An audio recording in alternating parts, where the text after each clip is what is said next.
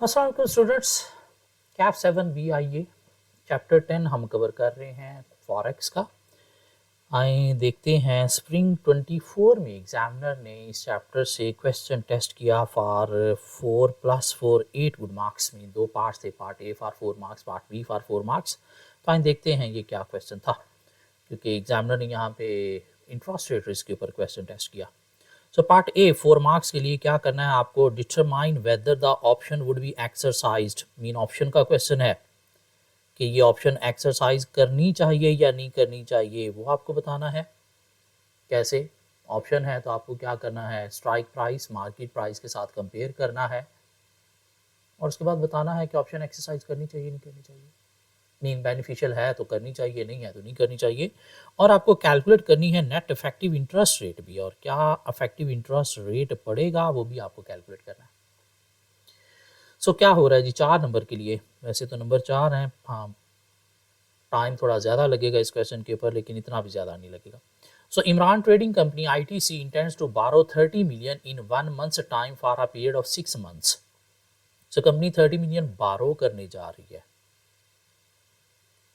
कितने मंथ के लिए? 6 मंथ्स के लिए। कब बारो करना है? 1 मंथ में। हमने 6 माह के लिए बारो करना है, कब? 1 माह बाद।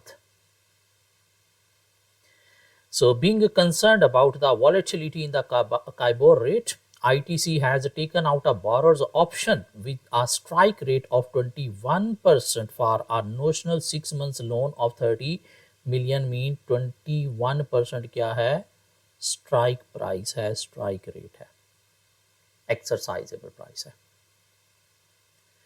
The option premium is the equivalent to 0.5% और साथ 5% प्रीमियम पर annum of the notional principal भी पे करना है आपको। प्रीमियम भी है 0.5% का। पहले तो ये देखो कि कंपनी बारो करने जा रही है, तो आपकी हेज स्ट्रैटेजी क्या है? कॉल ऑप्शन है, पुट ऑप्शन है। जब कंपनी बारो करने जा रही है दिस मीन कंपनी पैसा लेने जा रही है। कैसे लेने जा रही है? अपने लोन नोट, अपने लाइक डिबेंचर इशू करके। इशू करने का मतलब क्या है कि कंपनी किस में जा रही है? पुट ऑप्शन में जा रही है, कॉल में नहीं। क्यों? कंपनी बारो करने जा रही है, पैसा लेने जा रही है, तो कैसे लेती है? अपने डिवेंचर इशू करती है या अपने लोन नोट इशू करती है, मीन पुट करती है सेल के लिए। Are you? So put option है। एक्सरसाइज स्ट्राइक प्राइस है 21%, आपके पास प्रीमियम भी है 0.5% का, and the current and the expected KIBOR rate are 1 month KIBOR rate जो करंट चल रहा है वो चल रहा है 19.5% का, और एक्सपेक्टेड है 22% का। लेकिन हम लेने जा रहे हैं 6 माह के लिए लोन। क्या ख्याल है? 1 माह के लिए लेने तो नहीं जा रहे ना, तो इसलिए इसके साथ हमारा कोई ताल्लुक ही नहीं बनता, क्योंकि हमने 6 मंथ वाला काइबोर देखना है, और 6 मंथ वाले काइबोर को देखा जाए तो उसमें जो करंट चल रहा है 20.5 है, लेकिन हमने कब लेना है? 1 मंथ बाद लेना है। तो एक्सपेक्टेड आफ्टर 1 मंथ क्या है? Market price 23.5%। क्या ख्याल है? तब अगर हम देखें इसमें क्या है, पहली बात तो ये है कि ये पुट ऑप्शन है, और इसमें अगर हम देखें तो मार्केट प्राइस जो है वो है कितनी? 23.5%, और हमारी जो स्ट्राइक प्राइस है वो कितनी है सर? 21%। क्या ख्याल है? तो मार्केट में रेट जो है वो ज़्यादा है, हमारा ऑप्शन का रेट जो है वो कम है, तो क्या है पीछे? गेन है। कितने का गेन है सर? 2.5% का। तो ऑप्शन एक्सरसाइज करनी चाहिए। Yes, option should be exercised.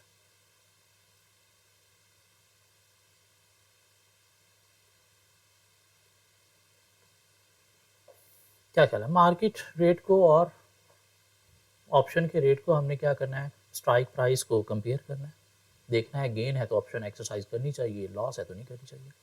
लेकिन सिर्फ इतना नहीं, उसने कहा कि आपने क्या करना है, अफेक्टिव इंटरेस्ट रेट भी निकालना है।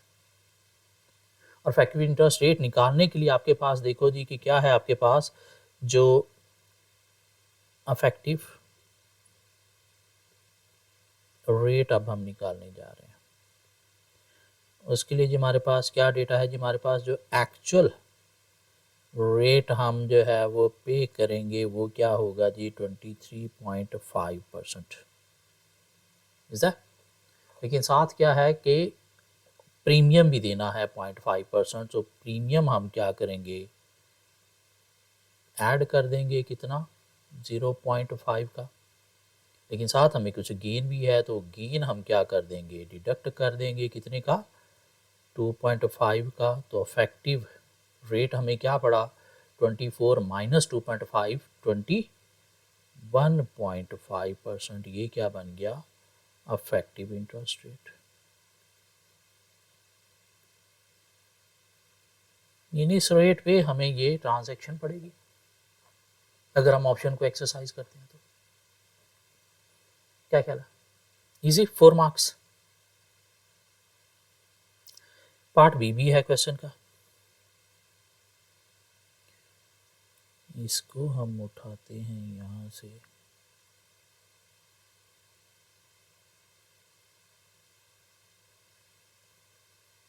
ले जाते हैं आगे। ये कॉपी करना तो कर लो, पार्ट ए।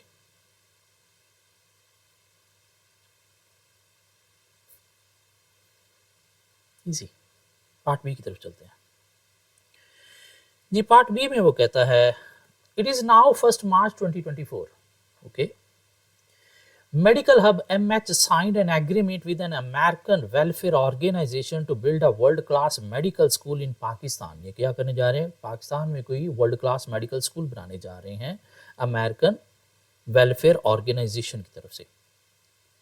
ऑफरिंग फ्री मेडिकल एजुकेशन, और क्या करना है, फ्री मेडिकल एजुकेशन प्रोवाइड करनी है। तो अल्टीमेटली हमें इसके लिए कोई फिर ग्रांट चाहिए होगी। In lieu of this agreement, MH medical hub anticipate to receive a grant of USD 50 million in June 2024। This means 50 million जून 24 में हमें मिलेगा ग्रांट, डॉलर मिलेंगे। और हम कहाँ पे हैं सर, हम पाकिस्तान में हैं, तो हम पाकिस्तान में डॉलर तो नहीं ना खर्च कर सकते। हमें क्या करना पड़ेगा, डॉलर को कन्वर्ट करना पड़ेगा किस में, डॉलर को कन्वर्ट करना पड़ेगा किस में, पाक रुपये में। तो कॉल ऑप्शन है या पुट ऑप्शन है, प्लीज मुझे पहले तो ये बता दें। डॉलर बेचना है, खरीदना तो नहीं है। खरीदना होता तो कॉल होता, हमने बेचना है मिलने के बाद, क्यों, हमें रुपये चाहिए, तो क्या है, पुट ऑप्शन है।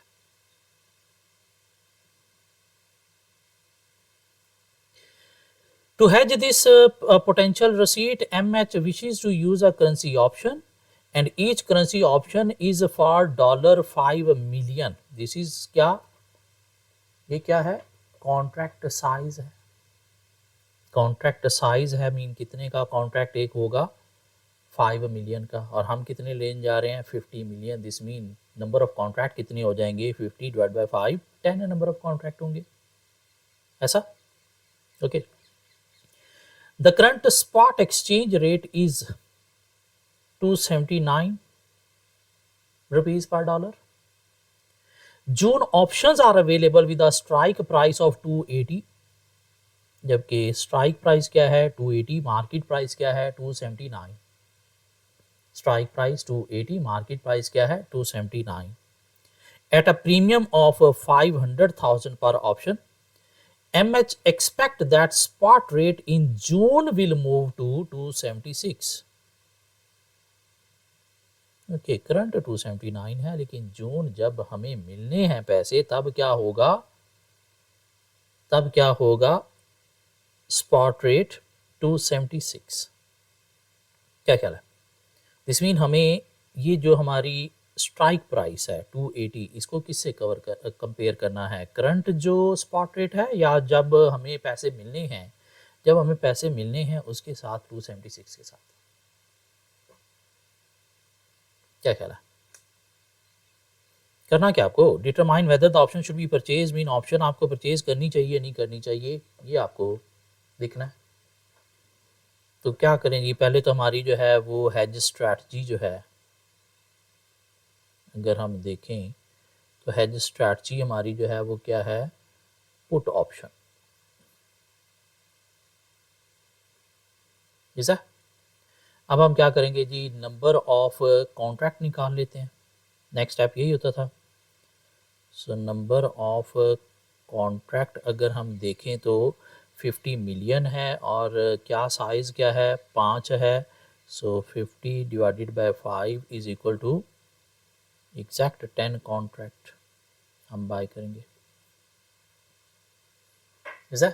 अब हमें देखना है कि हमें ऑप्शन एक्सरसाइज करनी चाहिए नहीं करनी चाहिए, मीन कोई गेन या लॉस है। तो अब हम देखें, अगर तो हमारे पास जो मार्केट प्राइस है,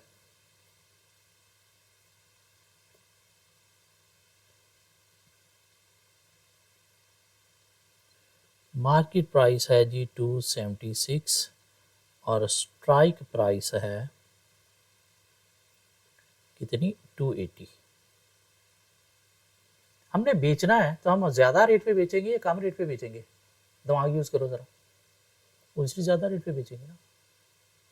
क्या ख्याल है, $1 के बदले हमें 280 रुपये मिल रहे हैं और $1 के बदले हमें 276 रुपये मिल रहे हैं, तो हम मार्केट में तो नहीं बेचेंगे ना, हम ऑप्शन को एक्सरसाइज करेंगे। क्यों, यहाँ पे क्या हो रहा है, हमारे पास 4 का गेन हो रहा है, तो क्या करेंगे, option should be exercised.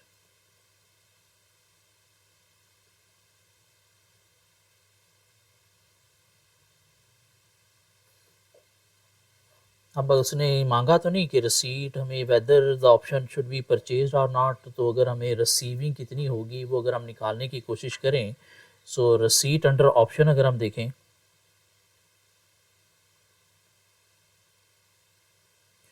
Receipt under option हमें जो है वो कितने का, एक कॉन्ट्रैक्ट है जी 5 मिलियन का, और टोटल नंबर ऑफ कॉन्ट्रैक्ट कितने हैं sir, total number of contract जो है वो कितने हैं हमारे पास, 50,000 नहीं है, हमने तो जो है वो रसीट यही देखनी ना कि हमें ऑप्शन पे कितने का पड़ रहा है। तो हमारे पास जो है वो $50 मिलियन है, और रेट क्या है इसमें हमारे पास 280 का, तो अगर हम देखें तो ये बन जाएगा $14,000 मिलियन। लेकिन ये हमारी नेट रसीट नहीं है, हमें साथ कुछ प्रीमियम भी पे करना है। सो प्रीमियम कितना पे करना है सर, प्रीमियम उसने कहा 500,000 पर ऑप्शन आपने पे करना है, पर ऑप्शन पे करना है, और कितने कॉन्ट्रैक्ट साइज है 10, this mean 500,000 mean $0.5 million multiply by अगर हम करेंगे 10, तो ये बन जाएगा क्या, $5 मिलियन। तो जो नेट रसीट हमें मिलेगी, प्रीमियम पे करना है ना हमने, क्या ख्याल है, सो जो नेट रसीट हमें मिलेगी वो कितनी मिलेगी, $13,995 मिलियन की। दो ये निकालना हमारे लिए नहीं था, उसने कहा determine whether the option should be purchased और नॉट, हमारा आंसर यहाँ तक कंप्लीट हो गया था। क्या ख्याल है, सी स्प्रिंग 24 में एग्जामिनर ने 8 नंबर के लिए टेस्ट किया और स्टूडेंट थोड़ा सा स्ट्रगल किए क्योंकि इतना लेंथी क्वेश्चन नहीं था, सिर्फ आपने कंपेयर करके स्ट्राइक प्राइस और मार्केट प्राइस को आंसर देना था। मूव होते हैं ऑनवर्ड। ये चैप्टर सीए के किसी भी पेपर में पहले कभी नहीं होता था, ना फाइनल लेवल पे, ना लोअर लेवल पे, ना कैप लेवल पे। एक नया चैप्टर, एक नई चीज़ जो है वो सीए के किसी पेपर में एमएफए में इंक्लूड की गई आप लोगों के लिए, ठीक हो गया। सो देखते हैं क्या है ये chapter, identifying and assessing risk. Identifying and assessing risk में जाने से पहले एक टॉपिक डिस्कस करते हैं, risk management process.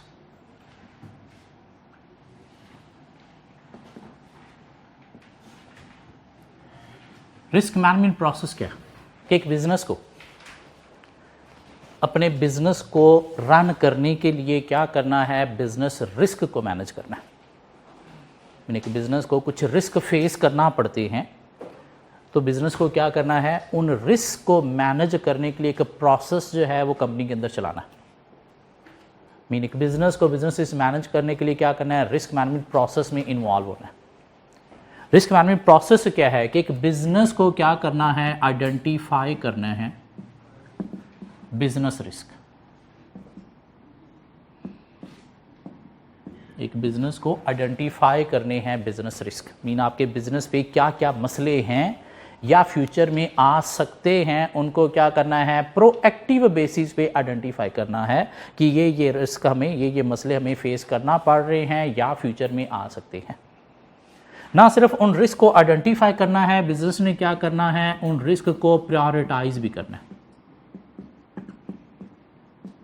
Prioritise risk में उनकी प्रायोरिटाइजिंग करनी है। मीन देखना है कौन सा रिस्क ऐसा है जो बिजनेस के ऊपर तबाही मचा देगा, मीन अगर अकर हो गया तो, और कौन सा रिस्क ऐसा है जो अगर अकर हो गया तो इतना नुकसान नहीं करेगा, ताकि वो जिसका इम्पैक्ट ज़्यादा है बिजनेस के ऊपर उसकी प्रायोरिटी क्या है, हाई है। दिस मीन हमें हर सूरत में उसे मैनेज करना है, फोकस करना है। हाँ, जिसका इम्पैक्ट कम है उसकी प्रायोरिटी भी क्या है, लो है। दिस मीन इसके बारे में अभी इतना ज़्यादा फोकस करने की ज़रूरत नहीं है, लेकिन थोड़ा सा फिर भी कंसीडर ज़रूर करना है। तो ना सिर्फ बिजनेस रिस्क आइडेंटिफाई करना है, रिस्क को क्या करना है, प्रायोरिटाइज भी करना है। ये बिजनेस रिस्क होता क्या है, तो बिजनेस रिस्क क्या है, are risk that business may not achieve its objective, a risk that business may not achieve its objective। Mean business का ऑब्जेक्टिव क्या है, प्रॉफिट, वो कमाने में, वो जनरेट करने में जो भी मसले हैं, मीन ऑब्जेक्टिव के ऊपर जो भी रिस्क हैं उसे हम क्या नाम देंगे, बिजनेस रिस्क का। हाँ, उसमें क्या हो सकते हैं रिस्क, कोई थ्रेट्स भी हो सकते हैं एक्सटर्नल। मीन कोई नया कंपैटर इंडस्ट्री में आ गया तो आपका ऑब्जेक्टिव मीट करना डिफिकल्ट हो जाएगा। गवर्नमेंट ने टैक्स इंक्रीज़ कर दिया है तो ये भी क्या है, बिजनेस रिस्क है, जिसका आपका ऑब्जेक्टिव मीट करना अफेक्ट हो जाएगा। इकॉनमी डाउन में चली गई तो ये भी क्या है, बिजनेस रिस्क है। इंटरनल भी रिस्क हो सकते हैं, आपके पास अच्छे क्वालिफाइड स्टाफ नहीं है, आपके पास अच्छी क्वालिटी की गुड्स प्रोड्यूस नहीं हो रही, आपका रॉ मटेरियल अच्छी क्वालिटी का नहीं आपको मिलता, आपकी मशीनरी बड़ी पुरानी है जहाँ से क्वालिटी गुड्स प्रोड्यूस नहीं हो रही, वेस्टेज ज़्यादा हो रही है, आइडल टाइम ज़्यादा है। तो ये सारे क्या हैं, बिजनेस रिस्क जो आपका ऑब्जेक्टिव मीट करने में क्या कर रहे हैं, हर्डल प्रॉब्लम क्रिएट कर रहे हैं। तो एक बिजनेस को क्या करना है, अपने बिजनेस को मैनेज करने के लिए रिस्क मैनेजमेंट प्रोसेस में इन्वॉल्व होना है। मीन अपने बिजनेस रिस्क आइडेंटिफाई करने हैं, सिर्फ करंट नहीं, फ्यूचर में जो फेस करना पड़ सकते हैं वो भी उन्हें क्या करना है, प्रायोरिटाइज करना है। और क्या करना है, उन रिस्क को कंट्रोल करना है। कंट्रोल करना है मीन रिस्क को कैसे मैनेज करना है, उसके लिए कुछ पॉलिसीज प्रोसीजर्स डिफाइन करने। क्या करना है, रिस्क को कैसे मैनेज करना है, उसकी कुछ पॉलिसीज प्रोसीजर्स डिफाइन करने। उसके बाद क्या करना है, वो जो पॉलिसी प्रोसीजर डिफाइन किए हैं वो कम्युनिकेट भी करने हैं, किसको, अपने स्टाफ को, ताकि वो पॉलिसीज प्रोसीजर्स को फॉलो करेंगे तो बिजनेस रिस्क क्या होगा, प्रॉपर्ली कंट्रोल होगा। लेकिन आपने पॉलिसी प्रोसीजर डिफाइन कर दिए हैं, स्टाफ को भी बता दिए हैं, लेकिन स्टाफ वाकई ही उनको फॉलो कर रहा है या नहीं कर रहा, तो उसके लिए क्या करना है, मॉनिटर भी करना है।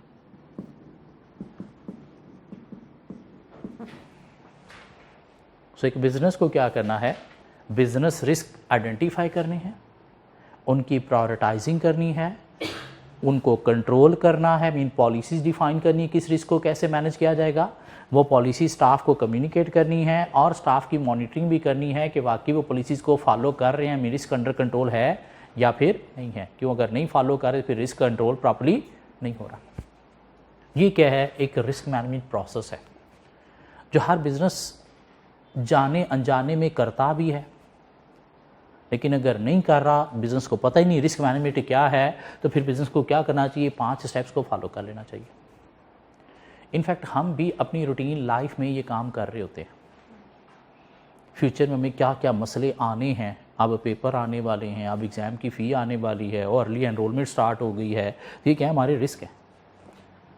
क्या कहला, ईद आने वाली है, नहीं फ़लाँ ख़र्चा आने वाला है, नहीं फ़लाँ की बर्थडे आने वाली है, उसको फिर हम प्रायोरिटाइज़ करते हैं कि इनमें से कौन सा ख़र्चा हमने पहले मैनेज करना है, फिर पॉलिसीज़ देखते हैं कहाँ से मैनेज करना है।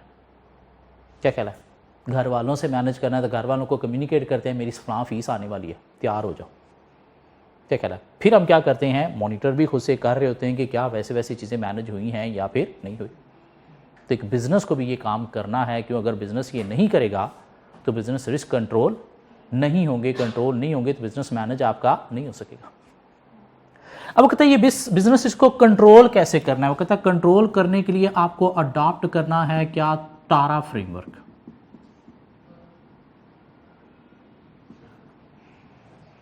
टारा फ्रेमवर्क, TARA। कहते हैं बिजनेस रिस्क को कंट्रोल करने के लिए आपने क्या करना है, 2 फैक्टर्स कंसीडर करने हैं। एक आपने फैक्टर कंसीडर करना है प्रोबेबिलिटी ऑफ रिस्क। प्रोबेबिलिटी का मतलब क्या होता है, chance of occurrence, mean risk के अकर होने का चांस हाई है या फिर लो है। एक रिस्क बार बार अकर होता है तो उसकी प्रोबेबिलिटी क्या है, हाई है, नहीं कभी कभार अकर होता है तो उसकी प्रोबेबिलिटी क्या है, लो है। दूसरा आपने फैक्टर कंसीडर करना है इंपैक्ट, जिसको सवेरिटी भी बोलते हैं, कि रिस्क अगर अकर होगा तो बिजनेस के ऊपर उसकी सवेरिटी, उसका इंपैक्ट हाई होगा, मीन तबाही मचा के रख देगा, या सवेरिटी इंपैक्ट लो होगा, मीन अकर हुआ तो इतना बड़ा मसला नहीं होगा, हम टैकल कर लेंगे, इतने को हमारे पास कैश रिसोर्सेज होते हैं। सो बिजनेस को कंट्रोल करने के लिए आपने क्या करना है, 2 फैक्टर कंसीडर करने हैं। प्रोबेबिलिटी को हम लाइकलीहुड भी कह सकते हैं। क्या कहलाए, likelihood of risk mean chance of occurrence, कि रिस्क के अकर होने का चांस हाई है या फिर लो है। और दूसरा इंपैक्ट सवेरिटी मीन रिस्क अकर हो गया तो नुकसान कितना करेगा, ज्यादा करेगा, तबाही मचा देगा तो इंपैक्ट सवेरिटी हाई है, नहीं थोड़ा नुकसान करेगा तो इंपैक्ट सवेरिटी क्या है, लो है। अब वो कहता है वो रिस्क जिनके अकर होने का चांस भी लो है, और अगर अकर होते हैं तो इतना ज़्यादा नुकसान भी नहीं करते, मीन इंपैक्ट भी लो है, तो ऐसे रिस्क को हमने क्या करना है, एक्सेप्ट करके चलना है। क्यों, बिजनेस नाम ही रिस्क टेकिंग एक्टिविटीज़ का, और रिस्क थोड़े बहुत हमें लेना पड़ते हैं, लेकिन कौन से रिस्क जिनके अकर होने का चांस भी लो है और इंपैक्ट भी लो है, तो उन्हें क्या करना है, एक्सेप्ट करना है। हाँ, वो बिजनेस रिस्क या वो एक्टिविटीज़ जहाँ पे रिस्क के अकर होने का चांस हाई है, और अगर अकर होता है तो तबाही मचा देता है, मीन इंपैक्ट भी हाई है, तो ऐसे रिस्क को हमने क्या करना है, अवॉइड करना है। मीन ऐसी एक्टिविटीज़ में इन्वॉल्व ही नहीं होना जहाँ पे रिस्क के अकर होने का चांस भी हाई है और अकर होने के बाद तबाही भी हाई है, मीन इंपैक्ट भी हाई है। ऐसी एक्टिविटीज़ को क्या करना है, अवॉइड करना। वो रिस्क जिनके अकर होने का चांस तो लो है, मीन कभी कभार अकर होते हैं, लेकिन अगर अकर होते हैं तो तबाही मचा देते हैं, तो ऐसे रिस्क को हमने क्या करना है, ट्रांसफ़र बोले तो हमने क्या करना है, इंश्योरेंस करवा लेनी है, ताकि अगर रिस्क अकर हो तो कौन बियर करेगा, इंश्योरेंस कंपनी बियर करेगी। और वो एक्टिविटीज़ जहाँ पे रिस्क के अकर होने का चांस हाई है, मीन प्रोबेबिलिटी हाई है, लेकिन इंपैक्ट लो है, मीन अकर होता है तो नुकसान कम करता है, लेकिन चूंकि बार बार अकर होता है तो छोटे छोटे इंपैक्ट मिला के भी बड़ा इंपैक्ट बन सकता है, तो ऐसे रिस्क को हमने क्या करना है, रिड्यूस का मतलब क्या है कि हमने कंट्रोल पॉलिसीज़ जो है वो डिफाइन करके चलना है। क्यों, पॉलिसीज़ के अकॉर्डिंगली ये काम करोगे तो उससे क्या होगा, रिस्क के अकर होने का चांस कम हो जाएगा। ये बात समझ आती है। वो रिस्क जिसकी प्रोबेबिलिटी हाई है, इंपैक्ट भी हाई है, उसे अवॉइड, जिसकी प्रोबेबिलिटी लो, इंपैक्ट लो, उसे क्या करना है, एक्सेप्ट को रिटेन करने का नाम भी बोलते हैं, मीन रिटेंशन, पॉलिसी पे जाना है। इंपैक्ट हाई है, प्रोबेबिलिटी लो है तो ट्रांसफ़र, और अगर इंपैक्ट लो लेकिन प्रोबेबिलिटी हाई है, मीन बार बार अकर होता है लेकिन नुकसान इतना नहीं करता, लेकिन वो बार बार अकर होना बड़ा नुकसान एक्यूमुलेट करके बना सकता है, तो इसलिए उसे क्या करना है, रिड्यूस मीन पॉलिसीज डिफाइन करके चलना है। अब कहता है अगर आपने ट्रांसफ़र किया है इंश्योरेंस करवा के, तो इंश्योरेंस कंपनी क्या करती है, पूरा का पूरा क्लेम आपको नहीं देती, कुछ आपको बेयर करना पड़ता है। तो इसलिए यहाँ पे भी फुली ट्रांसफ़र नहीं होता, क्या होता है, शेयर होता है। तो टारा क्या है, ट्रांसफ़र, एक्सेप्ट, रिड्यूस, अवॉइड। इस तारा को हम सारा भी कह सकते हैं,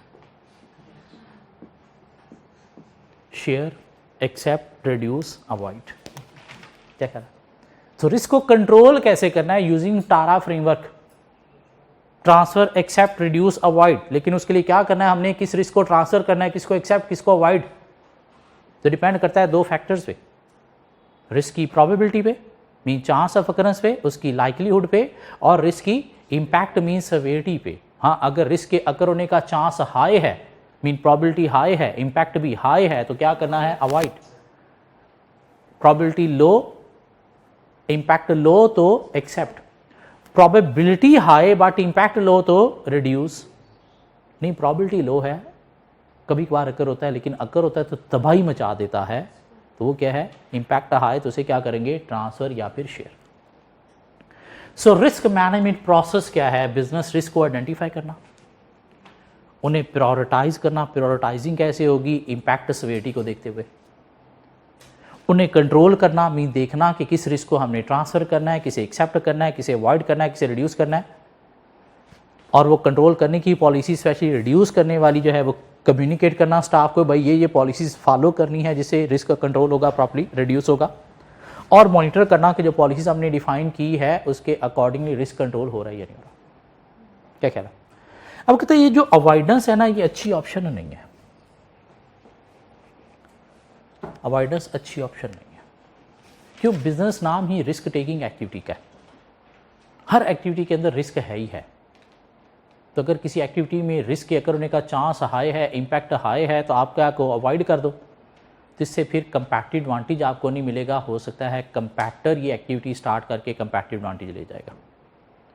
इसलिए कोशिश करना है कुछ पॉलिसीज डिफाइन करके हमें क्या करना है? रिड्यूस करने की कोशिश करनी है, या देखना है अगर किसी तरह से ट्रांसफर हो सके, कोई थोड़ी बहुत इंश्योरेंस हो सके तो उस तरह से कवर करना है। अवॉइडेंस अच्छी ऑप्शन नहीं है। एक्सेप्टेंस भी अच्छी ऑप्शन नहीं है। आपने देखा प्रोबेबिलिटी लो है, इंपैक्ट लो है, तो चलो एक्सेप्ट करके चलते हैं। लेकिन हो सकता है जब रिस्क अक्कर हो उस वक्त इंपैक्ट ज़्यादा कर दे वो, due to some uncertain circumstances, तो सूरत में सुसाइड अप्रोच पे आ जाओगे। इसलिए कोशिश करनी है कुछ ना कुछ पॉलिसी प्रोसीजर डिफाइन करके आपको चलने हैं, बिल्कुल एक्सेप्ट करके नहीं चलना। थोड़े बहुत पॉलिसी प्रोसीजर भी आपको डिफाइन करके चलने हैं, ताकि अकर होने का चांस जो लो है उसको थोड़ा और कम कर दिया जाए। क्यों आंखें बंद करके चलोगे, चूंकि इंपैक्ट भी लो है, प्रोबेबिलिटी भी लो है, तो खैर है? नहीं, वो खैर बाद में तबाही भी मचा सकती है। हाँ, अच्छी ऑप्शन क्या है? रिड्यूस करो, ट्रांसफर, उस पर कॉस्ट आती है, इंश्योरेंस प्रीमियम पे करना पड़ते हैं आपको, तो देखो वो उसके लिए आपने बेयर करना है जहाँ पे इंपैक्ट सेवेरिटी हाई है। सो एक बिजनेस को क्या करना चाहिए जी? रिस्क मैनेजमेंट करनी चाहिए। रिस्क मैनेजमेंट कैसे होगी? थ्रू रिस्क मैनेजमेंट प्रोसेस, जिसको रिस्क मैनेजमेंट स्ट्रैटेजी का नाम भी दिया जाता है। और रिस्क मैनेजमेंट स्ट्रैटेजी क्या है? बिजनेस रिस्क को प्रोएक्टिव बेसिस पे आइडेंटिफाई करना, उनको प्रायोरिटाइज करना, उनको कंट्रोल करना, उनको कम्युनिकेट करना, और क्या करना? रिस्क को मॉनिटर करना। अब कहता है रिस्क की प्रायोरिटाइजिंग ही नहीं, सिर्फ आपको साथ क्या करना है? रिस्क एनालिसिस भी करना है। रिस्क एनालिसिस क्या है? कि रिस्क के अक्कर होने की रीजन भी देखनी है। रिस्क आइडेंटिफाई हो गया तो उसके बाद आपने क्या करना है? प्रायोरिटाइज करना है, मीन कितना इंपैक्ट डाल रहा है, साथ थोड़ी सी उसकी रीजन भी देखनी है कि क्यों अकर हो रहा है। क्यों वो रीजन आइडेंटिफाई हो गई तो फिर कंट्रोल करने की पॉलिसीज डिफाइन करना आपके लिए और ज़्यादा ईजी हो जाएगा। ये जो रिस्क कंट्रोलिंग है, इसे रिस्क ट्रीटमेंट का नाम भी दिया जाता है, कि रिस्क को आपने ट्रीट कैसे करना है। रिस्क ट्रीटमेंट मीन कौन से रिस्क को ट्रांसफर करना है, कौन से को एक्सेप्ट करना है, कौन सा अवॉइड करना है, कौन सा रिड्यूस करना है, और कैसे देखते हुए ये आपने अडॉप्ट करना है प्रोबेबिलिटी और इंपैक्ट को देखते हुए।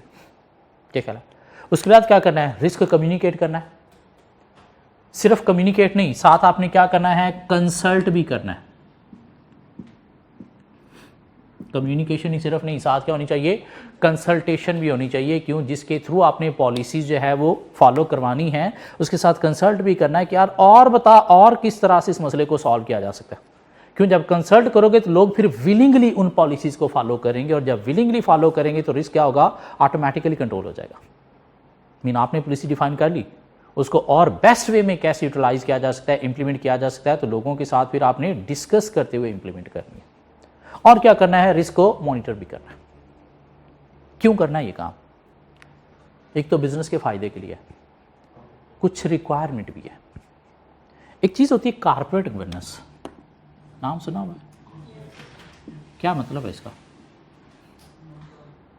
कारपोरेट गवर्नेंस क्या है? कहता कारपोरेट गवर्नेंस क्या है? A system by which companies are directed and controlled. A system by which companies are directed and controlled. Mean corporate governance क्या है? सिस्टम है। सिस्टम बोले तो कुछ रूल्स हैं, कुछ कोड्स हैं जिसके अकॉर्डिंगली कंपनी को डायरेक्ट कंट्रोल, मीन कुछ रूल्स हैं जो कंपनी फॉलो करेगी तो कंपनी को कंट्रोल करने में हेल्प मिलेगी, कंपनी को बेस्ट वे में चलाने में हेल्प मिलेगी। कौन डिफाइन करता है ये सिस्टम? ये सिस्टम डिफाइन करता है स्टॉक एक्सचेंज। पाकिस्तान में स्टॉक एक्सचेंज का नाम क्या है? SECP। कौन ये सिस्टम डिफाइन करता है? SECP। हर वो कंपनी जो पाकिस्तान में लिस्टेड है ऑन स्टॉक एक्सचेंज SECP, उसे क्या करना है? SECP के कुछ रूल्स को फॉलो करना है। वो SECP के जो रूल्स हैं उसे क्या नाम दिया जाता है? Corporate governance codes. मीन कुछ रूल्स उन्होंने दिए हैं जिसको कंपनी फॉलो करेगी तो उसे क्या होगा? कंपनी को बेस्ट वे में मैनेज किया जाएगा, कंट्रोल किया जाएगा, डायरेक्ट किया जाएगा। क्यों? ये रूल्स को कंपनी फॉलो नहीं करेगी तो शायद कंपनी बेस्ट वे में मैनेज कंट्रोल नहीं हो सकेगी। ये कॉर्पोरेट गवर्नेंस कोड कहते हैं कि कंपनी के अंदर जो डायरेक्टर्स हैं वो दो तरह के होने चाहिए, executive directors and non executive directors. किसकी रिक्वायरमेंट है ये? SECP की। SECP ने जो कॉर्पोरेट गवर्नेंस कोड लिखे हैं जो कंपनी को फॉलो करने हैं, उन कोड्स में ये लिखा हुआ है कि कंपनी के अंदर एग्जीक्यूटिव नॉन एग्जीक्यूटिव दोनों तरह के डायरेक्टर होने चाहिए और at least half non executive director होने चाहिए। मेरे अगर 10 डायरेक्टर हैं तो कम से कम 5, ज़्यादा हो तो अच्छी बात है, अदरवाइज कम से कम 5 होने चाहिए। क्यों?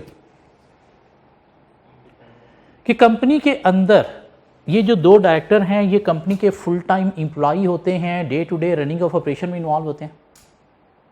ये पार्ट टाइमर होते हैं, सिर्फ स्ट्रैटेजी मेकिंग, डिसीजन मेकिंग में इन्वॉल्व होते हैं। ये कोई एक्सपीरियंस बाबा टाइप लोग होते हैं जो पास में इंडस्ट्री में एग्जीक्यूटिव डायरेक्टर रह चुके हैं। अब कंपनी इनके नॉलेज एक्सपीरियंस को यूज कर रही है कहाँ पे? स्ट्रैटेजी मेकिंग में, ताकि कंपनी के बेस्ट के लिए डिसीजन लिए जा सके।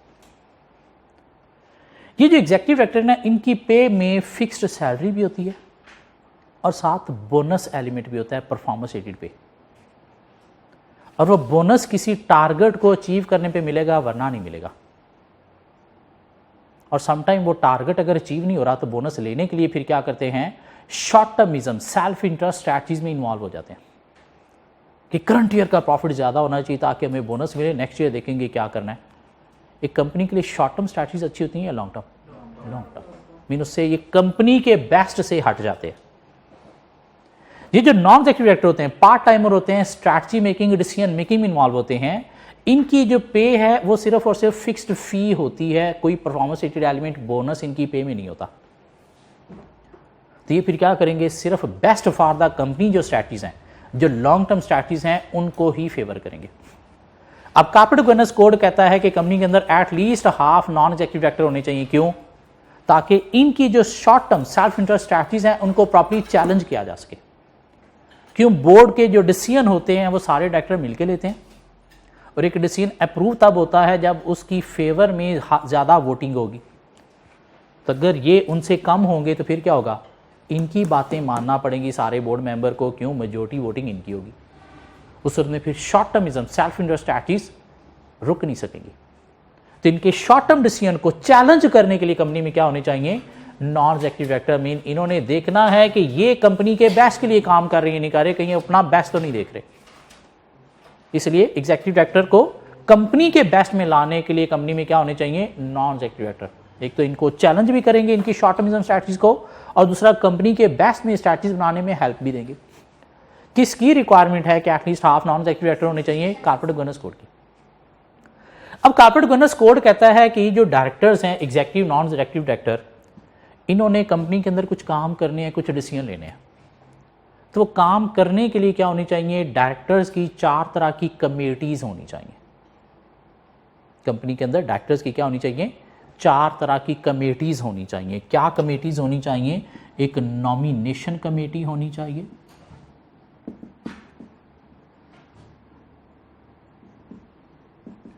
एक रेम्यूनरेशन कमेटी होनी चाहिए, एक ऑडिट कमेटी होनी चाहिए और एक रिस्क कमेटी भी होनी चाहिए। In according to corporate governance code company के अंदर डायरेक्टर्स एग्जेक्टिव नॉन एग्जेक्टिव दोनों की क्या होनी चाहिए, 4 कमेटीज होनी चाहिए। Nomination committee, remuneration committee, audit committee, risk committee. ये जो ऑडिट कमेटी है ये आप कैफ 8 ऑडिट में जाके पढ़ोगे। यहाँ पे इस चैप्टर में हमने क्या पढ़ना है, रिस्क कमेटी, जिसके मेंबर्स कौन होंगे, इसके मेंबर एग्जेक्टिव नॉन एग्जेक्टिव दोनों होंगे। और इस रिस्क कमेटी का काम क्या है, कंपनी की रिस्क मैनेजमेंट स्ट्रैटेजी डिफाइन करना, मीन बिजनेस रिस्क को आइडेंटिफाई करना, प्रायोरिटाइज करना, कंट्रोल करना, कम्युनिकेट करना और मॉनिटर करना। मीन एक बिजनेस को रिस्क मैनेजमेंट स्ट्रैटेजी डिफाइन करनी है, रिस्क मैनेजमेंट प्रोसेस में इन्वॉल्व होना है। क्यों, कॉर्पोरेट गवर्नेंस कोड की रिक्वायरमेंट है, एससीसीपी की रिक्वायरमेंट है। और ये काम कौन करेंगे, एग्जेक्टिव नॉन एग्जेक्टिव डायरेक्टर की रिस्क कमेटी ये काम करेगी। अब हमारे सिलेबस के अंदर ये कॉर्पोरेट गवर्नेंस कोड क्या है ये डिफाइन नहीं किया गया, लेकिन इसका वर्ड एक जगह पे यूज़ हुआ है चैप्टर के अंदर, तो पता होना चाहिए क्या होता है। रिस्क कमेटी का वर्ड यूज़ हुआ है तो रिस्क कमेटी का पता होना चाहिए क्या होती है। तो रिस्क कमेटी क्या है, जिसका काम क्या है, बिजनेस रिस्क को मैनेज करना। कैसे मैनेज करना, बिजनेस रिस्क की स्ट्रैटेजी डिफाइन करके। और वो बिजनेस रिस्क मैनेजमेंट स्ट्रैटेजी है क्या, बिजनेस रिस्क को आइडेंटिफाई करना, प्रायोरिटाइज करना, कंट्रोल करना, कम्युनिकेट कंसल्ट करना और मॉनिटर करना। ये बात थोड़ी समझ आती। सो रिस्क मैनेजमेंट प्रोसेस या रिस्क मैनेजमेंट स्ट्रैटेजी है क्या, हमने कोई 5 पॉइंट निकाल लिए, आइडेंटिफाई करना रिस्क को, प्रायोरिटाइज एनालाइज करना रिस्क को ट्रीट मीन कंट्रोल करना, रिस्क को कम्युनिकेट कंसल्ट करना और क्या करना, मॉनिटर करना। वो कहते हैं ये 5 पॉइंट नहीं कि 2 पॉइंट और भी हैं साथ, एक पॉइंट यहाँ पे और है और एक पॉइंट यहाँ पे और है। कहते हैं रिस्क को आइडेंटिफाई करने से पहले क्या करना है, रिस्क कमेटी ने डिफाइन करना है risk appetite of the business. Risk appetite नहीं, एपोटाइट। रिस्क एपोटाइट क्या है, how much risk a business can afford, how much risk a business can afford, कि एक बिजनेस कितना रिस्क जो है वो अफोर्ड कर सकता है। हाउ मच रिस्क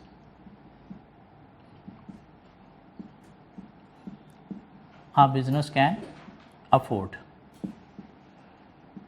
एक बिजनेस कितना रिस्क अफोर्ड कर सकता है, सबसे पहले वो डिफाइन करना, जो डिपेंड करता है 2 फैक्टर्स के ऊपर,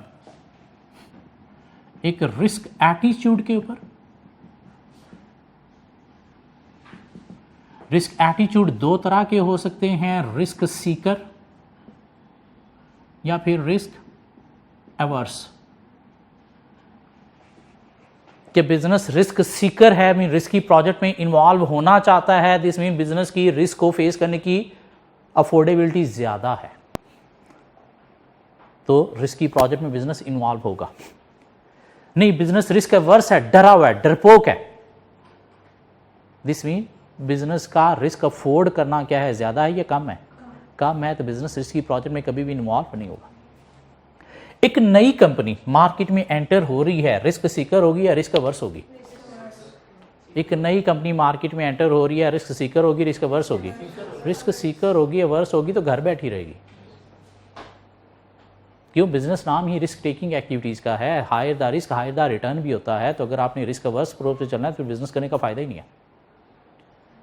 एक पुरानी कंपनी जिसका बहुत अच्छा नाम है बिजनेस का मार्केट के अंदर, वो रिस्क अवर्स होगी। क्यों, नाम बनाया हुआ है, जरा सा पंगा लिया तो सारी जिंदगी तबाह हो जाएगी, सारा तबाह हो जाएगा। अब नई कंपनी बेशक छोटी कंपनी है, लेकिन वो क्या होगी, रिस्क सीकर। क्यों, higher the risk higher the return, risk लेंगे बढ़ेंगे ना, वरना तो फिर घर बैठे रहते। हाँ, पुरानी नामवर कंपनी क्या होती है, रिस्क सीकर नहीं, रिस्क एवर्स होती है।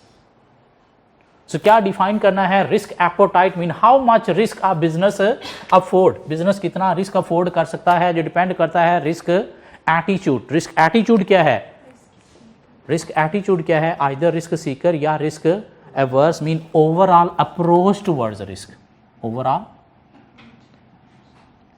Approach to risk, mean business की ओवरऑल अप्रोच क्या है रिस्क की तरफ, आइदर रिस्क सीकर है बिजनेस या फिर रिस्क एवर्स है। रिस्क सीकर है तो रिस्क एपोटाइट ज़्यादा है, मीन अफोर्डेबिलिटी ज़्यादा है, रिस्की प्रोजेक्ट में बिजनेस इन्वॉल्व होगा। नहीं, रिस्क एपोटाइट लो है, क्यों, बिजनेस रिस्क एवर्स है, तो रिस्क की अफोर्डेबिलिटी लो है तो रिस्की प्रोजेक्ट में बिजनेस इन्वॉल्व नहीं होगा। दूसरा, ये रिस्क एपोटाइट डिपेंड करता है रिस्क कैपेसिटी पे भी। रिस्क कैपेसिटी, रिस्क कैपेसिटी क्या है, how much risk a business can beer.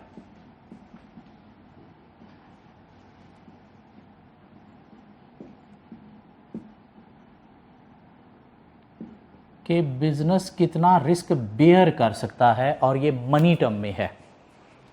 एक बिजनेस के पास 10 मिलियन के कैश रिजर्व पड़े हैं तो बिजनेस कितना रिस्क बेयर कर सकता है, 10 मिलियन तक का बेयर कर सकता है। दिस मीन कोई अगर ऐसा प्रोजेक्ट है जिसकी इन्वेस्टमेंट पे 10 मिलियन से कम लग रहा है तो बिजनेस की अफोर्डेबिलिटी में आ रहा है, तो प्रायोरिटाइजिंग भी उसी के अकॉर्डिंगली चलेगी। उसकी प्रायोरिटाइजिंग क्या होगी, लो होगी, उसका इम्पैक्ट क्या होगा, लो होगा।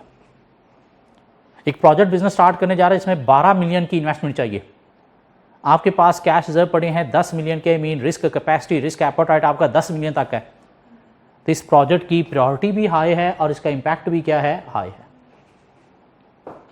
क्यों, रिस्क एपोटाइट के अकॉर्डिंगली आप प्रायोरिटाइज भी करोगे और इम्पैक्ट देखते हुए देखोगे कि हमें कंट्रोल कैसे करना है।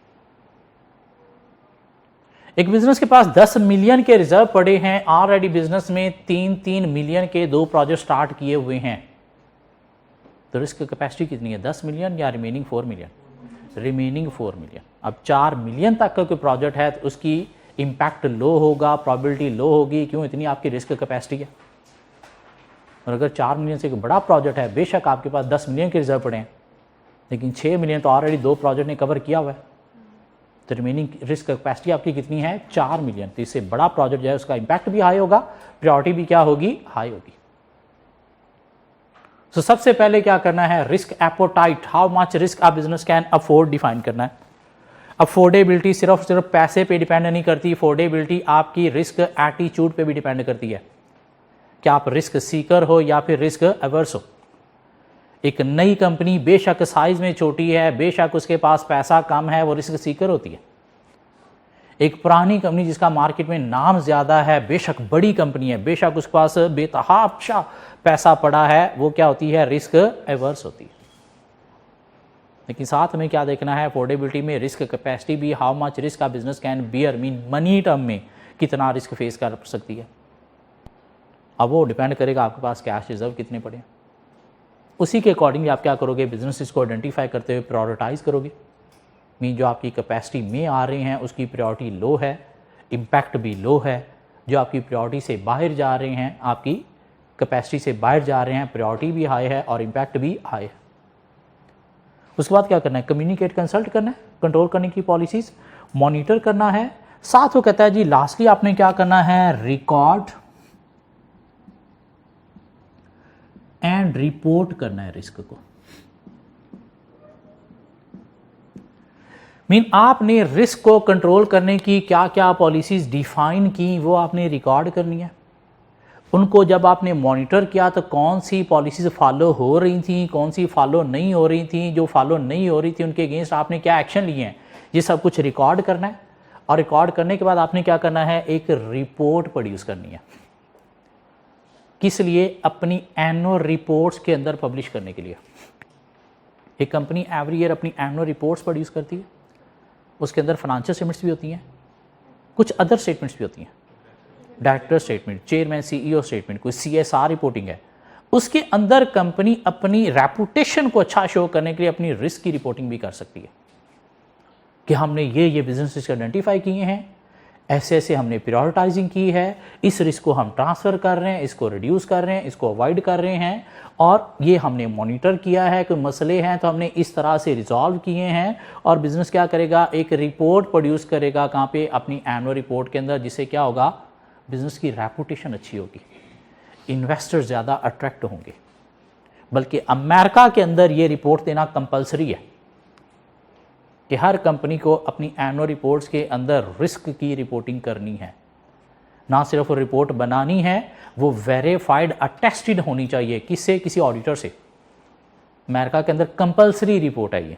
हाँ, अमेरिका के अलावा जो कंट्रीज़ हैं वहाँ पे कंपलसरी नहीं है। कंपनी चाहे तो अपनी रेपुटेशन के पॉइंट से ये रिपोर्ट दे, चाहे तो ना दे। हाँ, देगी तो शेयर होल्डर ज़्यादा अट्रैक्ट होगा, इन्वेस्टर ज़्यादा अट्रैक्ट होगा। क्यों? उसे कॉन्फिडेंस मिलेगा कि बिजनेस क्या कर रहा है, अपने रिस्क को प्रॉपर्ली मैनेज कर रहा है। सो रिस्क मैनेजमेंट प्रोसेस या रिस्क मैनेजमेंट स्ट्रैटेजी क्या है? रिस्क एपोटाइट डिफाइन करना, बिजनेस रिस्क को आइडेंटिफाई करना, बिजनेस को प्रायोरिटाइज एनालाइज करना, रिस्क ट्रीटमेंट मीन कंट्रोल करना, तारा फ्रेमवर्क के थ्रू प्रोबेबिलिटी इंपैक्ट देखते हुए, कम्युनिकेट कंसल्ट करना, मॉनिटर करना पॉलिसीज फॉलो हो रही या नहीं हो रही, और इसको रिकॉर्ड करके उसके ऊपर क्या करना, एक रिपोर्ट प्रोड्यूस करना। और अगर हम ये कहें कि रिस्क मैनेजमेंट कमेटी का काम क्या है,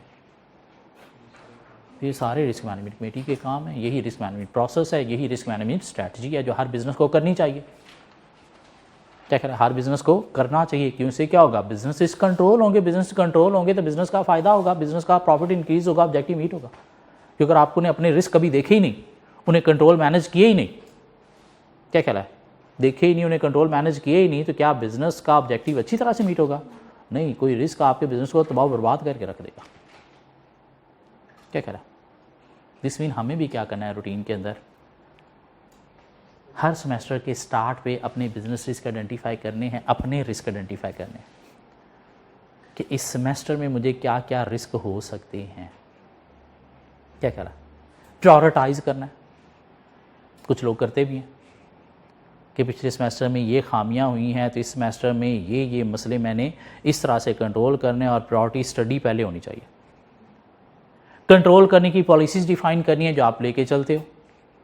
इस दफ़ा मुझे इंसान का बच्चा बन के पढ़ना है, सारे टेस्ट देने हैं, सारी क्लासेस लेनी है, रेगुलर बेसिस पे पढ़ना है, month before exam syllabus complete करके आखिरी मंथ में सिर्फ रिवीजन करनी है।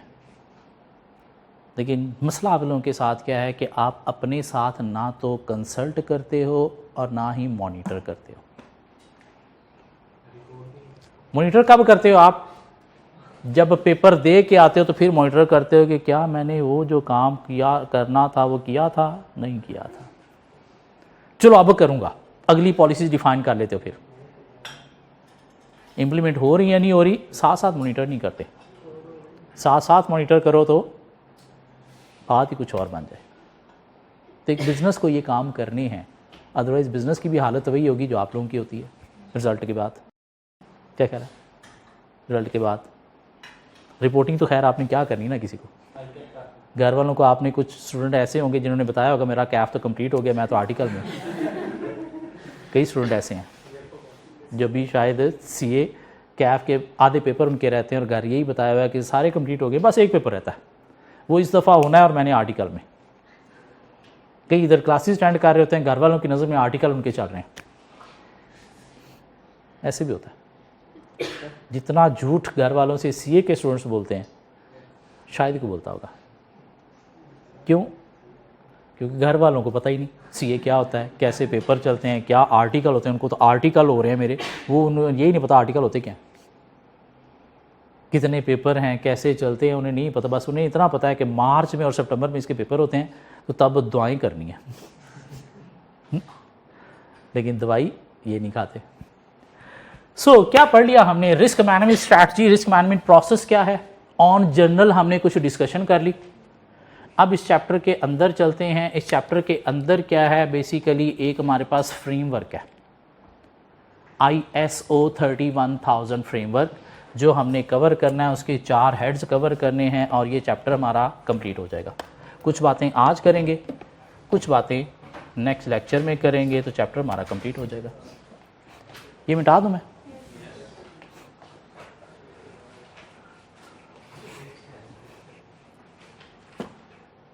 जी, रिस्क मैनेजमेंट फ्रेमवर्क है हमारे पास।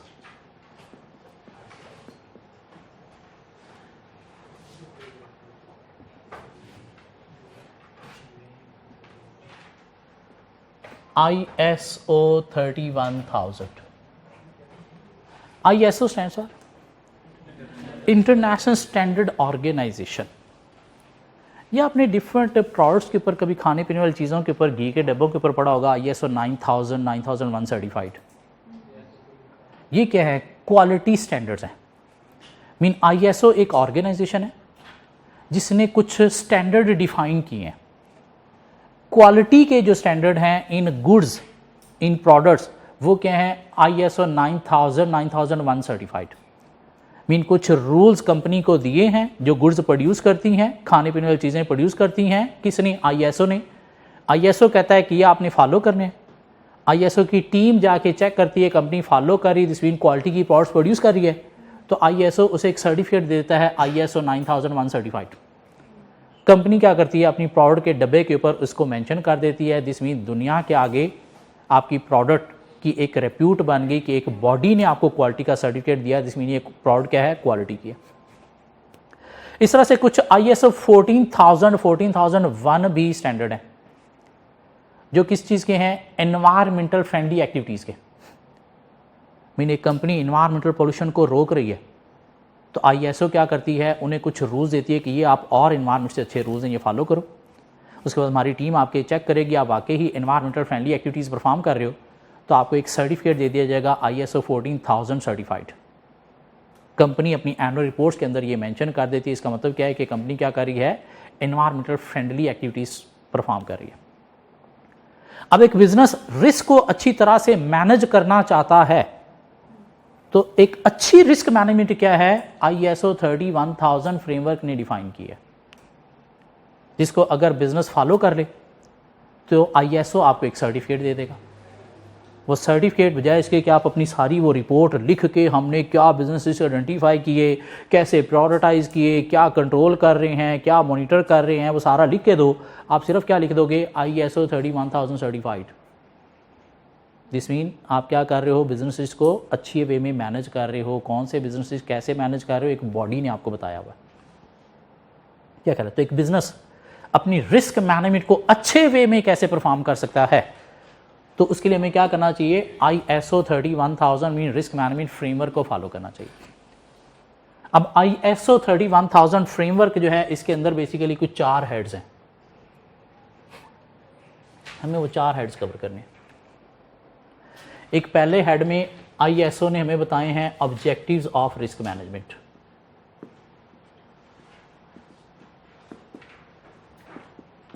क्या है? कोई 5-6 हेडिंग्स हैं। एक दूसरे हेड में उन्होंने बताया है जी रिस्क मैनेजमेंट या risk assessment process, risk management process. उसके अंदर कोई 5-6 हेड्स हैं जो इनसे मिलते जुलते ही हैं। एक तीसरे हेड में उन्होंने बताया है जी रिस्क मैनेजमेंट फ्रेमवर्क, और इसमें भी कोई 5-6 हेड्स हैं जो हमें लर्न करने हैं। और एक चौथे हेड में उन्होंने बताए हैं बेनिफिट, कि अगर बिजनेस रिस्क मैनेजमेंट करता है तो उससे बिजनेस को बेनिफिट क्या होंगे। Mean ISO 31000 risk management framework के अंदर हमें क्या करना है? ये 4 हेड्स कवर करने हैं। एक ऑब्जेक्टिव ऑफ रिस्क मैनेजमेंट क्या है, रिस्क मैनेजमेंट प्रोसेस क्या है, रिस्क मैनेजमेंट फ्रेमवर्क क्या है, और बेनिफिट ऑफ रिस्क मैनेजमेंट क्या है। रिस्क मैनेजमेंट प्रोसेस की अगर हम बात करें, रिस्क मैनेजमेंट प्रोसेस की अगर हम बात करें,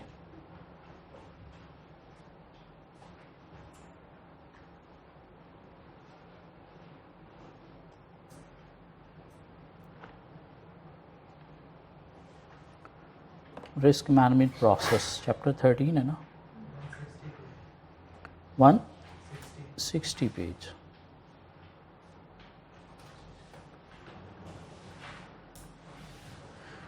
जी 160 पेज पे अगर हम आए तो हमें कोई रिस्क मैनेजमेंट प्रोसेस मिलेगा। प्रिंसिपल्स, ऑब्जेक्टिव दिए गए हैं, रिस्क मैनेजमेंट फ्रेमवर्क दिया गया है और रिस्क मैनेजमेंट प्रोसेस दिया गया। रिस्क मैनेजमेंट प्रोसेस क्या है? कोई हमारे पास 5-6 हेडिंग्स हैं। सबसे पहली हेडिंग क्या है? Communication and consultation. Communication and consultation.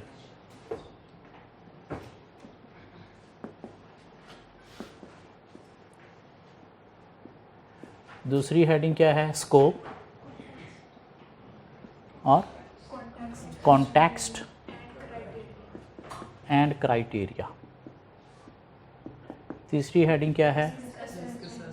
Risk assessment. चौथी हेडिंग क्या है? Risk treatment.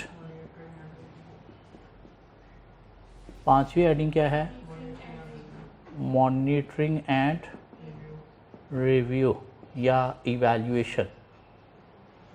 और छठी है रिकॉर्डिंग एंड रिपोर्टिंग।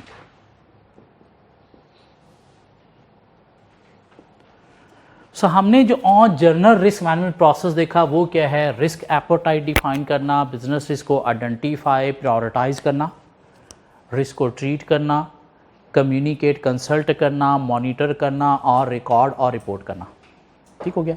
इसने क्या किया? ये जो कम्युनिकेशन एंड कंसल्टेशन है इसको सबसे टॉप पे लिख दिया। इसका मतलब क्या है कि रिस्क मैनेजमेंट की जो कंसल्टेशन कम्युनिकेशन है वो हर लेवल पे ऑर्गेनाइजेशन के अंदर होनी चाहिए। क्यों? समटाइम लोगों को कंसल्ट करने में भी आपको बिजनेस रिस्क आइडेंटिफाई करने में हेल्प मिलती है। हर डिपार्टमेंट से जाके आपको कंसल्ट करना चाहिए, भाई क्या क्या मसले आपको आ रहे हैं। जैसे कि आप कंट्रोल पॉलिसीज डिफाइन करके कम्युनिकेट करो, आपको क्या करना चाहिए? रिस्क आइडेंटिफाई करने से पहले भी कम्युनिकेशन कंसल्टेशन करनी चाहिए। बिजनेस के मसले जो आपको नज़र आ रहे हैं फाइनेंशियल के अंदर, वो आपने डिफरेंट डिपार्टमेंट से जाके कम्युनिकेट करने हैं और उनको कंसल्ट करना है कि यार बताओ कैसे इन्हें इंप्रूव किया जा सकता है। तो वो फिर आपको बताएंगे सर इसके मसले के पीछे तो ये कॉज है जो हमें ठीक करनी है। तो सबसे पहले आपको क्या करना चाहिए? कम्युनिकेशन एंड कंसल्टेशन करनी चाहिए और ये थ्रू आउट रिस्क मैनेजमेंट चलती रहनी चाहिए। रिस्क आइडेंटिफाई करते वक्त भी ये होनी चाहिए, रिस्क को कंट्रोल करते वक्त भी ये होनी चाहिए, रिस्क को मॉनिटर करते वक्त भी होनी चाहिए, रिस्क की रिपोर्ट प्रोड्यूस करते वक्त भी ये होनी चाहिए। एक्सपर्ट को भी कंसल्ट करना चाहिए कि अच्छी रिपोर्ट कैसे प्रोड्यूस की जा सकती है। तो क्या करना आपने? कम्युनिकेशन कंसल्टेशन करनी है। उसके बाद क्या करना है जी? आपने scope, context and criteria. Context बोलते हैं एनवायरमेंट को। कॉन्टेक्स्ट का मतलब क्या है? एनवायरमेंट। स्कोप बोलते हैं बाउंड्री को। क्या आपने जब रिस्क आइडेंटिफाई करने हैं तो कॉन्टेक्स्ट एनवायरमेंट मीन सिर्फ इंटरनली नहीं, एक्सटर्नल एनवायरमेंट में भी आपने रिस्क देखने हैं। मीन उसमें कुछ एक्सटर्नल फैक्टर्स को भी देखना है जिसकी वजह से आपके बिजनेस के ऊपर थ्रेट मीन रिस्क का राइज होता है। जिसमें कौन से फैक्टर्स देखने हैं? Political factor, economic, social, technological, legal. साथ कंपैटिटिव फोर्सेस को भी देखना है। क्यों? वहाँ से भी आपको बिजनेस रिस्क आइडेंटिफाई करने में हेल्प मिलेगी। नए कंपैटिटर इंडस्ट्री में एंटर हो गए हैं, कोई दो एग्जिस्टिंग कंपैटिटर मर्ज कर गए हैं, कंपैटिटर के बिजनेस की साइज स्ट्रेंथ लार्ज हो चुकी है, आपके बिजनेस के सब्स्टिट्यूट प्रोडक्ट के मार्केट में आ गए हैं, गवर्नमेंट ने टैक्स इंक्रीज़ कर दिया है, इकॉनमी डाउन में चली गई है, इंटरेस्ट रेट इंक्रीज़ हो गया है, इन्फ्लेशन इंक्रीज़ हो गया है, सोसाइटी का टेस्ट प्रेफरेंस चेंज हो गई है, नई टेक्नोलॉजी आ गई है, आपके बिजनेस के लिए लॉ रेगुलेशन स्ट्रिक्ट हो गए हैं। तो ये सारे क्या हैं? बिजनेस रिस्क हैं। क्या कह रहे हैं? तो कॉन्टेक्स्ट को देखना आपने रिस्क आइडेंटिफाई करते वक्त। कॉन्टेक्स्ट मीन इंटरनल एनवायरनमेंट भी और एक्सटर्नल एनवायरनमेंट भी देखना है। स्कोप, बिजनेस की बाउंड्रीज को भी देखना है। कहाँ पे? इंटरनल। क्यों इंटरनल? आपने जो देखना है अपने बिजनेस के अंदर देखना है, तो उसमें आपने बिजनेस की अपनी बाउंड्रीज डिफाइन करनी है कि इधर एक ब्रांच है या एक से ज़्यादा ब्रांचेज हैं, एक ही कंट्री में ऑपरेट कर रहे हैं, एक से ज़्यादा कंट्रीज में ऑपरेट कर रहे हैं, तो अपनी बाउंड्रीज भी देखनी है। उसके अकॉर्डिंग आप कोई क्राइटेरिया सेट करोगे। क्राइटेरिया सेट करोगे कि इधर हमें जो है वो रिस्क मैनेजमेंट बहुत ज़्यादा लेवल पे करनी है या फिर थोड़े लेवल पे करनी है। क्यों? अगर इंटरनल एक्सटर्नल फैक्टर बहुत ज़्यादा आपको अफेक्ट कर रहे हैं, दिस मीन एक बड़े लेवल पे आपको रिस्क मैनेजमेंट करनी है और उसके लिए आपको कोई रिस्क मैनेज करने के लिए सेपरेट स्टाफ भी रखना है। नहीं, इतने ज़्यादा फैक्टर्स नहीं आपको अफेक्ट कर रहे तो रिस्क मैनेजमेंट छोटे लेवल पे करनी है, तो इतना ज़्यादा स्टाफ रखने की ज़रूरत भी नहीं है। तो कम्युनिकेशन कंसल्टेशन करनी है, स्कोप बिजनेस की बाउंड्रीज को देखना है, कॉन्टेक्स्ट इंटरनल एक्सटर्नल एनवायरनमेंट को देखना है और रिस्क मैनेजमेंट का क्राइटेरिया सेट करना है। हाँ, उसके बाद आपने क्या करना है? Risk assessment. रिस्क असेसमेंट क्या है? रिस्क असेसमेंट क्या है? रिस्क को प्रायोरिटाइज और एनालाइज करना। ये क्या है? प्रायोरिटाइज और एनालाइज करना। मीन रिस्क का इंपैक्ट देखते हुए देखना प्रायोरिटी हाई है या लो है और रीज़न देखना कि क्यों रिस्क अराइज हो रहा है। मीन यहाँ से आइडेंटिफिकेशन हो जाएगी, कम्युनिकेशन कंसल्टेशन से भी आइडेंटिफिकेशन हो जाएगी और फिर क्या किया? प्रायोरिटाइज और एनालाइज करने को नाम क्या दे दिया गया है? Risk assessment. रिस्क ट्रीटमेंट क्या है? रिस्क को कंट्रोल करना। कंट्रोल कैसे करना है?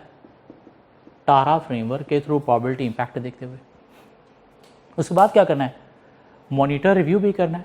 मीन देखना है पॉलिसी प्रोसीजर फॉलो हो रहे हैं या नहीं हो रहे। अगर नहीं हो रहे तो रिव्यू करना है, मीन क्यों फॉलो नहीं हो रहे, ऐसी क्या रीज़न है, कैसे इनको फॉलो किया जा सकता है, क्या करेक्टिव एक्शन लिया जा सकता है। और उसके बाद ये सारी चीज़ें आपने रिकॉर्ड भी करनी है और एक अटेस्टेड रिपोर्ट प्रोड्यूस करके अमेरिका के अंदर कंपलसरी रिपोर्ट देनी है एनुअल रिपोर्ट्स के अंदर। अदर कंट्रीज़ में अपनी रिप्यूट के लिए आपने देखना है क्या इधर देने की ज़रूरत है या फिर नहीं है। क्या कहना है, ये वही बातें थी जो हमने ऑलरेडी यहाँ पे पढ़ ली।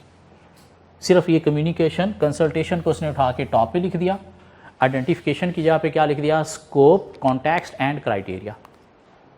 रिस्क असेसमेंट क्या है, प्रायोरिटाइज और एनालिसिस। रिस्क ट्रीटमेंट कंट्रोल करना, मॉनिटर ही है, और रिकॉर्ड रिपोर्ट वैसे ही है। हाँ, रिस्क एपोटाइट की इसने बात नहीं की, रिस्क एपोटाइट की बात नहीं की। क्या कहला, अगर हम आए हम पेज 160 ये पढ़ के देखें बात ही। Communication and consultation, this activity help understand share holder interest and concern to check that the risk management process is focused on the right element and also help explain the rationale for decision and for a particular risk treatment option। यानी से ना सिर्फ risk identify करने में, risk management process जो चल रहा है उसके बारे में फीडबैक भी मिलेगा, बल्कि रिस्क को ट्रीट करने की थोड़ी आपको और ज़्यादा इंडिकेशन भी मिलेंगी, हेल्प भी मिलेगी। Scope, context and criteria, this activity involve defining the scope of the process, mean boundaries क्या है, and understanding the external and internal. Contacts बोले तो एनवायरनमेंट, जहाँ से आपको कुछ फैक्टर्स पता चलेंगे जिसकी बेस पर रिस्क आइडेंटिफाई करने में हेल्प मिलेगी।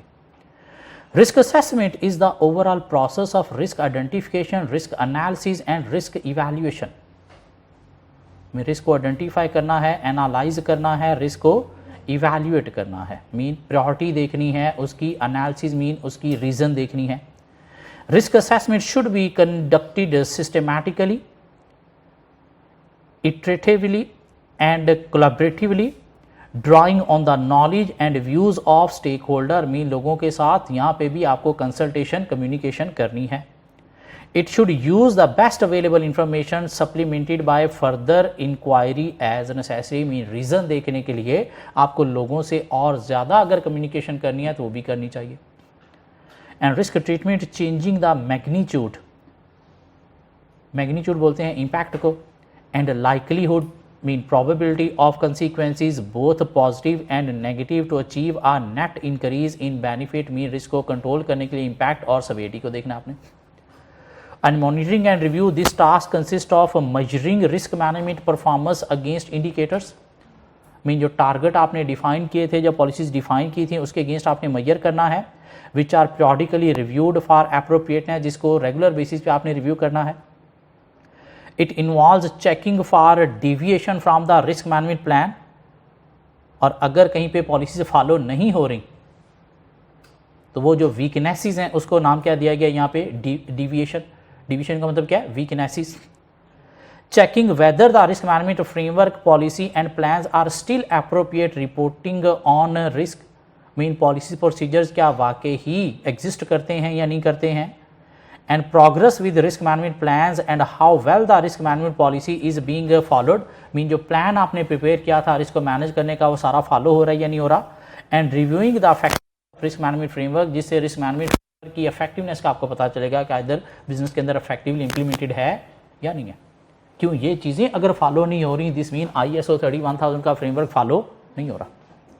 और लास्ट क्या करना है, record and reporting the risk management process and it's outcome should be documented and reported through appropriate mechanism. इन्होंने रिकॉर्ड करके क्या करना है, रिपोर्ट करना है। कहाँ पे, एनुअल रिपोर्ट्स में। अमेरिका में तो कंपलसरी रिपोर्ट करना है। सो अभी तक हमने क्या लर्न करना है, ये 6 हेडिंग्स लर्न करनी है जिसके ऊपर स्ट्रेट फॉरवर्ड क्वेश्चन आ सकता है। इस चैप्टर में सिनेरियो बेस्ड क्वेश्चन के चांसेस बहुत कम हैं, अगर आया तो स्ट्रेट फॉरवर्ड क्वेश्चन आएगा। रिस्क मैनेजमेंट में अगर बिजनेस इन्वॉल्व होता है तो इससे बिजनेस को कुछ फायदे होंगे। क्या फायदे होंगे,